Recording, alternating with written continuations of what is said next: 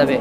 আমরা সূরা কেরাতগুলি স্পষ্টভাবে, আর আল্লাহর সঙ্গে কথা বলতে হলে অস্পষ্টভাবে কথা বলা যাবে। এই জন্য যাদের কেরাত অস্পষ্ট আছে, আপনাদের মসজিদে হুজুর নাই, 5 ওয়াক্ত হুজুর নাই, আছে তো নাকি?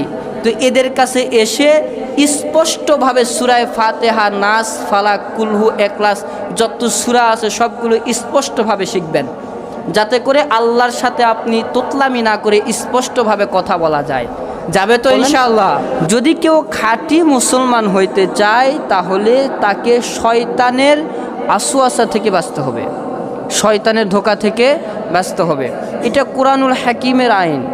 আর হাদিস শরীফের ভেতরে রাসূল সাল্লাল্লাহু আলাইহি ওয়াসাল্লাম বলেন, আল মুসলিমু মান সালিমাল মুসলিমুনা মিন লিসানিহি ওয়া ইয়াদিহি। হাদিস শরীফের ভিতরে বলছেন যে খাঁটি মুসলমান তো ওই ব্যক্তি যেই ব্যক্তির হাত, পা, জবান, পুরা দেহ থেকে অপর মুসলমান ভাই নিরাপদ থাকে। সেই কি মুসলমান? খাঁটি মুসলমান, যার হাত দ্বারা অপর কোনো মুসলমানেরা কষ্টের ভেতরে থাকে না, জবান দ্বারা অপর মুসলমানেরা কষ্টের ভেতরে থাকে না, নিজের শরীর দ্বারা, বডি দ্বারা যেন অন্য কোনো মুসলমান কষ্টের ভেতরে না থাকে, এই ব্যক্তি হচ্ছে খাঁটি মুসলমান। কিন্তু এই জিনিসটা মানা আপনার আমার জন্য